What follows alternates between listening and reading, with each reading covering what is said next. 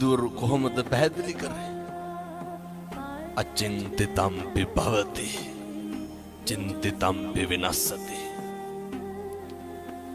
මේ ලෝකේ කවදාවත් හිතන දේ වෙන්නේ නැහැ. වෙන දේ හිතා ගන්නත් බෑ. එහෙම නෙමෙයි. අපි නඩත්තු කරන අපේ ළඟම තියෙන වස්තුව මොකක්ද?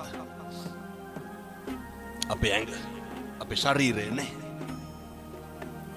මේ කෙස් ටික වෙනස් වෙන්නේ නැද්ද?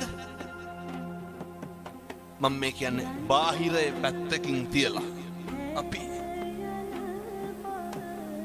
අපිට ඕන විදිහට ඕක තියාගන්න පුළුවන්.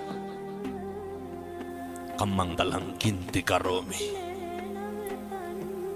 කර්මය දැඩි වුණාම හැම එකක්ම මේක වෙනස් වෙනවා.